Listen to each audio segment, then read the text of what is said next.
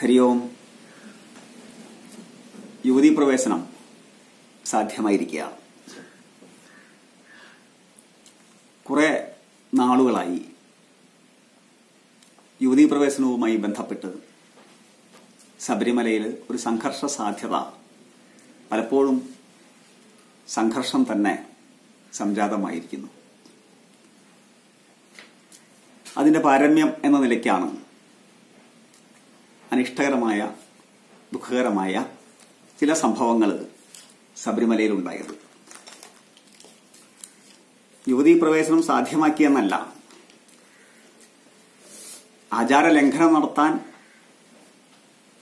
നിന്ദ്യമായ കുൽസിത മാർഗങ്ങൾ ഉപയോഗിച്ച് അത് നടപ്പാക്കി എന്ന് വേണം നമ്മൾ അനുമാനിക്കാൻ. സാധാരണ ഭക്തന്മാർ പോകുന്നത് പോലെ നീലിമലയും പമ്പയിലൂടെ വന്ന് അങ്ങനെ കടന്നു വന്നിട്ടുള്ള രീതിയല്ല 18-ാം പടി ചവിട്ടിയുള്ള ആ ശബരീശ യാത്രയല്ല ഇവിടെ നടന്നത്. ദേവസ്വം ഒരുക്കിയിരുന്ന അടിയന്തര റെസ്ക്യൂ സംവിധാനങ്ങളെല്ലാം ഉപയോഗിച്ചുകൊണ്ട് വളഞ്ഞ വഴിയിലൂടെ 18-ാം പടി കയറാതെ പോലീസിന്റെ 70ഓളം വരുന്ന പോലീസ് സേനാംഗങ്ങളുടെ, മഫ്റ്റി വേഷത്തിലുള്ള പോലീസ് സംഘാംഗങ്ങളുടെ പിന്തുണയോടെയും സംരക്ഷണത്തോടെയുമാണ് ശബരിമല ദർശനം സന്നിധാനത്തേക്ക് എത്താൻ കുറച്ചു പേർക്ക് കഴിഞ്ഞത്, 2 പേർക്ക് കഴിഞ്ഞത്. ഇതിനു മുൻപ് ഈ ഉദ്യമവുമായി ഇവർ വന്നിരുന്നു. ഭക്തജനങ്ങളുടെ സുശക്തമായ എന്നാൽ പൂർണ്ണ മനസ്സോടെയുള്ള പ്രതിഷേധത്തെ തുടർന്ന് മടങ്ങിപ്പോവുകയാണ് ഉണ്ടായത്. പക്ഷെ അവരെ പ്രവേശിപ്പിച്ചേ അടങ്ങൂ എന്ന വാശിയോടെ തന്നെ ചില കേന്ദ്രങ്ങൾ പ്രവർത്തിക്കുകയും സംസ്ഥാനം ഭരിക്കുന്ന മുഖ്യമന്ത്രി തന്നെ വേണ്ടത്ര ഒത്താശകളെല്ലാം അത്തരം പ്രവർത്തനങ്ങൾക്ക് ചെയ്തു കൊടുക്കുകയും ഉണ്ടായി. എന്നിട്ട് ശബരിമലയിലേക്ക് കടന്ന് അയ്യപ്പസ്വാമിയുടെ അനുഗ്രഹം വാങ്ങാതെ, തൊഴാതെ അവരവിടെ നിന്നും യാത്രയായി എന്നാണ്, തിരിഞ്ഞുപോയി എന്നാണ് മാധ്യമങ്ങളിലൂടെ നമ്മൾ അറിയുന്നത്. അപ്പോൾ ഇവിടെ അയ്യപ്പ ദർശനമായിരുന്നില്ല, ഭക്തിയായിരുന്നില്ല ഇതിന് പിറകിലെ ചേതോവികാരം. ആചാരങ്ങൾ ലംഘിക്കപ്പെടണം, ഇതൊരു അഭിമാനത്തിന്റെ പ്രശ്നമായി എടുത്ത് ഈ അവസരം ഉപയോഗിച്ച് ശബരിമലയിലെ ആചാരങ്ങളെയും അനുഷ്ഠാനങ്ങളെയും ഒക്കെ ജനകോടികളുടെ ഭക്തഹൃദയങ്ങളിലെ വിശ്വാസത്തെ തകർക്കാൻ ഈ അവസരം ഉപയോഗിക്കണം എന്ന് വളരെ വ്യക്തമായി ആലോചിക്കുന്ന ഒരു വിഭാഗം, അവിശ്വാസികളുടെ വിഭാഗം സമാന്തരമായി പ്രവർത്തിക്കുന്നു. അവരുടെ ഗൂഢോദ്ദേശം ഫലം കണ്ടിരിക്കുന്നു എന്ന് വേണം പറയാൻ. ജനങ്ങളുടെ മുഴുവൻ വികാരത്തെയും എന്തു വന്നാലും ഏത് പ്രകാരേണയും ഭർസിച്ചേ അടങ്ങൂ, വ്രണപ്പെടുത്തിയേ അടങ്ങൂ എന്ന് വാശി പിടിക്കുന്ന ഒരു ഭരണാധിപൻ, കൂട്ടുനിൽക്കുന്ന അവിശ്വാസികളുടെ ഒരു പട, അവിശ്വാസികളുടെയും അവരുടെ പ്രസ്ഥാനങ്ങളുടെയും അവരാൽ നയിക്കപ്പെടുന്ന സർക്കാർ സംവിധാനത്തിന്റെയും ഒത്താശയോടെ ഈ ഘട്ടത്തിൽ വിശ്വാസികളെ വ്രണപ്പെടുത്താൻ അവർക്ക് സാധിച്ചിരിക്കുന്നു. അതിന്റെ പ്രത്യാഘാതങ്ങളും പ്രതിഷേധങ്ങളുമൊക്കെ സംസ്ഥാനത്തിനകത്തും പുറത്തും അലയടിച്ചുകൊണ്ടിരിക്കുകയാണ് ഞാനിത് പറയുമ്പോൾ. വിശ്വാസി ഏറ്റുമുട്ടലായി വ്യക്തമായി വേർതിരിക്കപ്പെട്ട സാഹചര്യമാണ് ഇപ്പോൾ ശബരിമലയിലുള്ളത്. തന്ത്രി പോലും ഇപ്പോൾ അവഹേളിക്കപ്പെടുകയാണ്. നാളിതുവരെയായി അയ്യപ്പസ്വാമിയുടെ പ്രതിഷ്ഠയ്ക്ക് പ്രാണപ്രതിഷ്ഠ എന്ന് പറയാവുന്ന ദേവന്റെ പിതൃസ്ഥാനം നമ്മൾ കൽപ്പിച്ചരളിയിട്ടുള്ള, വിശ്വാസികൾ കൽപ്പിച്ചരളിയിട്ടുള്ള തന്ത്രി തന്ത്രശാസ്ത്രപ്രകാരം, ആചാരപ്രകാരമുള്ള ആചാര ലംഘനമോ മറ്റോ ഉണ്ടായാൽ ചെയ്യേണ്ട കർമ്മങ്ങൾ ചെയ്തു. അതിന് ആ സാധു മനുഷ്യൻ ഏറെ അപഹസിക്കപ്പെടുന്നു, ഭരണസാരഥികളാൽ പിച്ചി ചീന്തപ്പെടുന്നു, അപമാനിക്കപ്പെടുന്നു. അദ്ദേഹത്തിന്റെ ചുമതല നിർവഹിക്കുന്നതിൽ നിന്നും അദ്ദേഹത്തെ തടയാൻ ശ്രമിക്കുന്നു, അപമാനിക്കാൻ ശ്രമിക്കുന്നു. അവർ ചെയ്ത തെറ്റെന്താണ്? ജനകോടികളുടെ മനസ്സിലെ അയ്യപ്പ സങ്കല്പം, മണികണ്ഠ അയ്യപ്പ സങ്കല്പം, പൂജാവിധാനങ്ങളെ ക്രമപ്പെടുത്തുക, അതിലെ ശുദ്ധാവസ്ഥയെ, ആചാരങ്ങളുടെ ശുദ്ധിയെ സൂക്ഷിക്കുക, കാത്തു സൂക്ഷിക്കുക, പരമ്പരാഗതമായ താന്ത്രിക ചടങ്ങുകളെ, ശാസ്ത്രാനുഷ്ഠിതമായ കർമ്മങ്ങളെ സംരക്ഷിക്കുകയും പ്രയോഗവൽക്കരിക്കുകയും ചെയ്യുക. ഇതൊക്കെ ചെയ്യേണ്ടത് തന്ത്രിയല്ലാതെ പിന്നെ മറ്റാരാണ്? നമുക്കായി, ഭക്തജനങ്ങൾക്കായി തലമുറകളായി അവരത് ചെയ്തു വരുന്നു. ആ തന്ത്രി വളരെ നികൃഷ്ടമായ രീതിയിൽ അപമാനിക്കപ്പെടുന്ന സാഹചര്യം ഉണ്ടാകുന്നു. നാം അതൊക്കെ കണ്ടിട്ടും നിസ്സംഗരായിരിക്കുന്ന സാഹചര്യം ഉണ്ടാകുന്നു. കുറച്ചുനാൾ മുൻപ് ഇതേ ശക്തികൾ തന്നെ ഏതാനും ദിവസങ്ങൾക്ക് മുൻപ് കേരളത്തിലെ നവോത്ഥാനത്തിന്റെ പ്രതീകമായും മറ്റും ഇതേ പ്രശ്നത്തെ, ഇതിനെതിരായ പ്രവർത്തനങ്ങളെ ഉയർത്തിക്കൊണ്ടുവരാൻ ശ്രമിക്കുകയുണ്ടായി.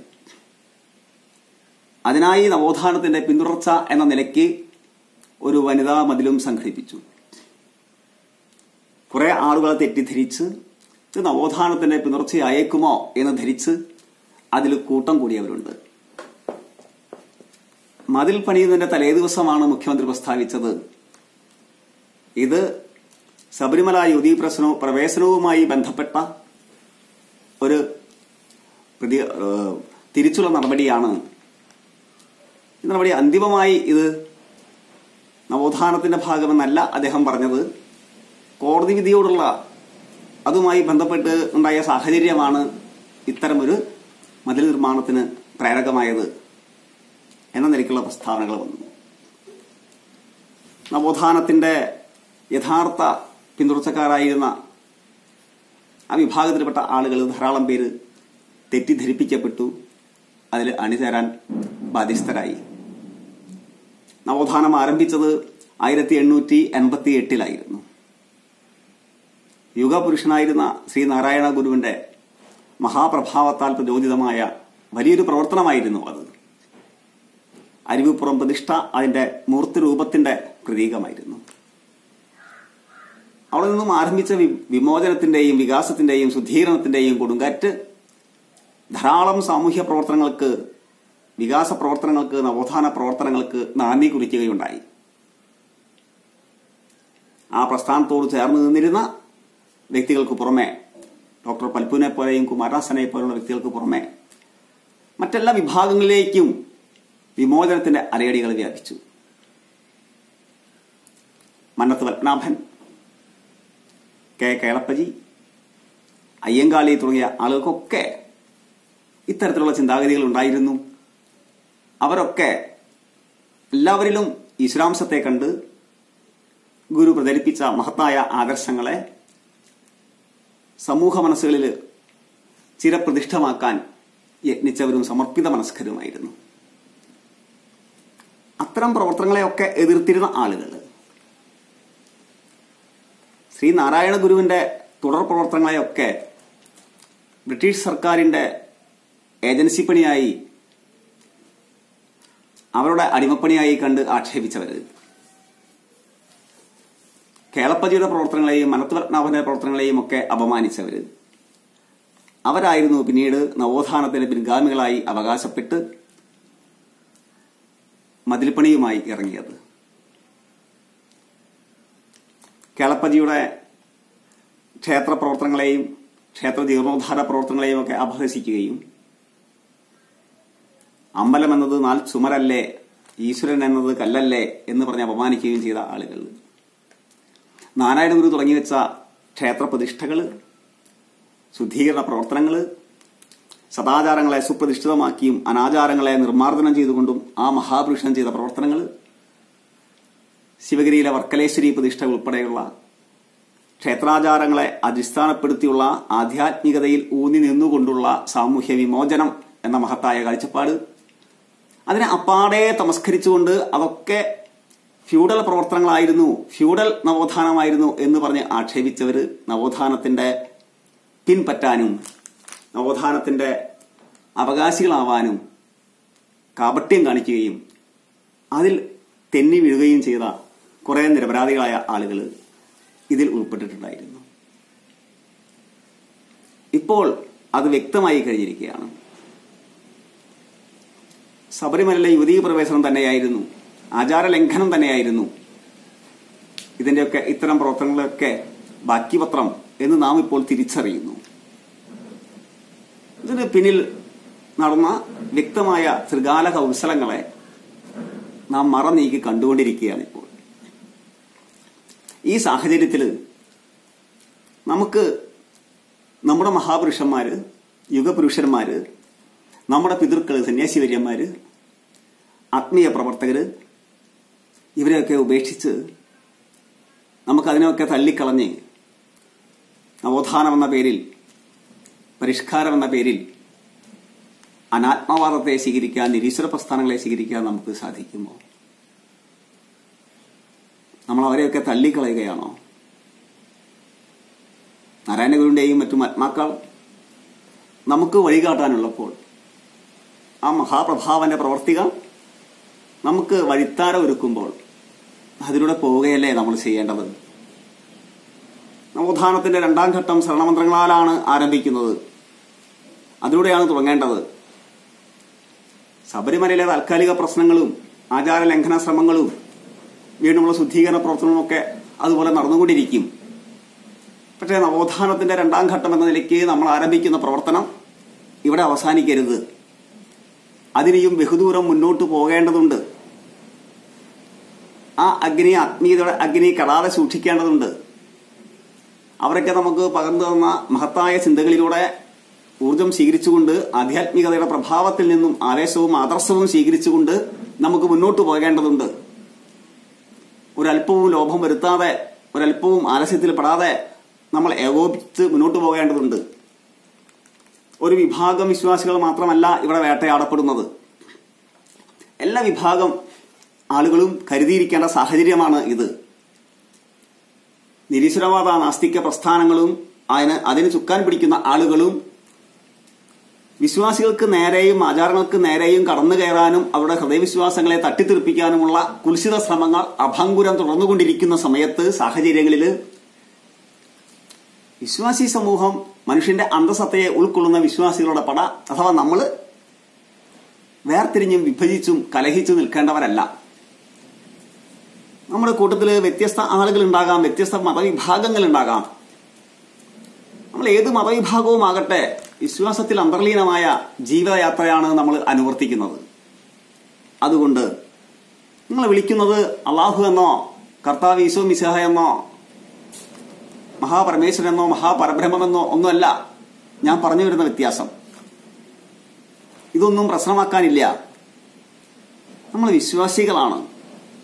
ജീവിതത്തിന്റെ മുഴുവൻ സമഗ്രമായ സംഗതികളെയും വരച്ചു തീർക്കുന്നത് വിശ്വാസത്തിലൂടെയാണ്.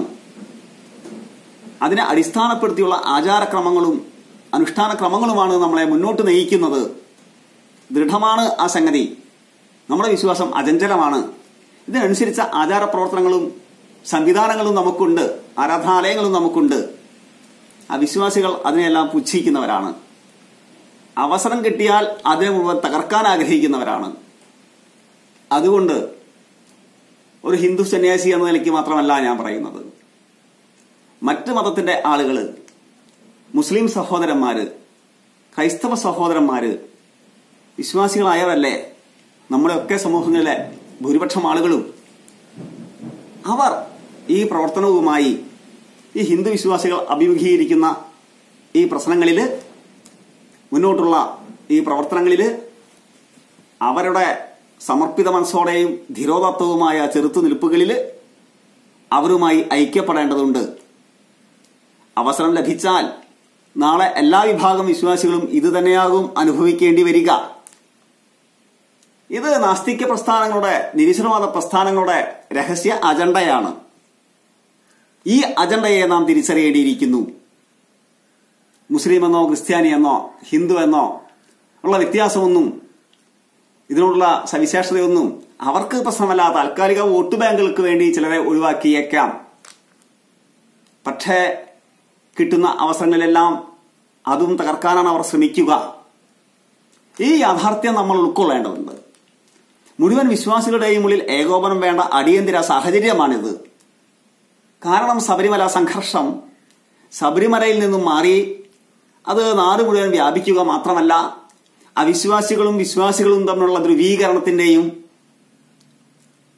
വിശ്വാസികൾക്ക് നേരെയുള്ള കടന്നുകയറ്റത്തിന്റെയും സീമകളെ മുഴുവൻ അത് പ്രാപിച്ചിരിക്കുന്നു. അങ്ങേയറ്റം നമ്മുടെ സമൂഹത്തിൽ അത്തരത്തിലുള്ള ഒരു വിള്ളലുണ്ടായിരിക്കുന്നു.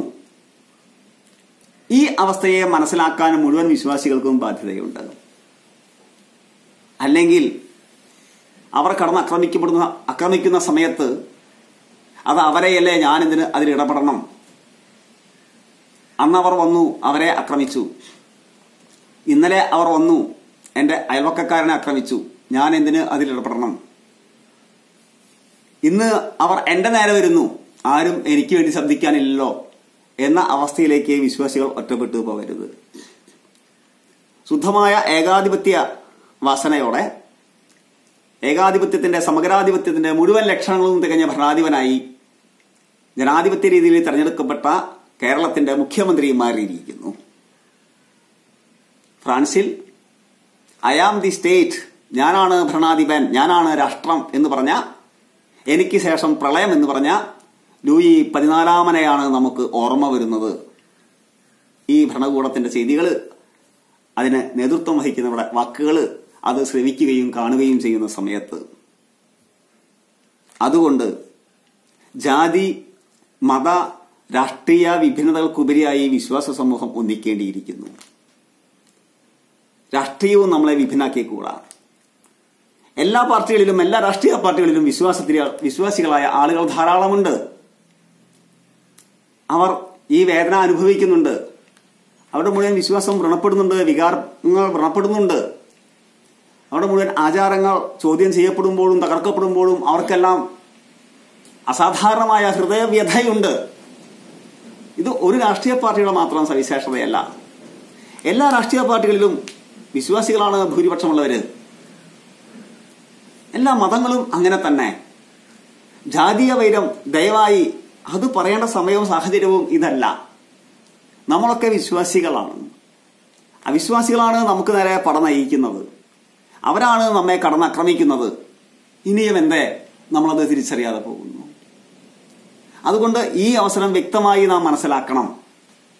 ഇവിടെ നടന്നുകൊണ്ടിരിക്കുന്നത്, ശബരിമലയിൽ നടത്തിയത്, ഇനിയും നടത്താൻ പോകുന്നത് അത്തരത്തിലുള്ള ഗൂഢാലോചന, അത് പൈശാചികമായ ചെയ്തികളും ആലോചനകളുമാണ്, രാക്ഷസീയമാണ്, നിന്ദ്യമാണ് എന്ന നിലയ്ക്ക് നാം അതിനെ തിരിച്ചറിയേണ്ടതുണ്ട്.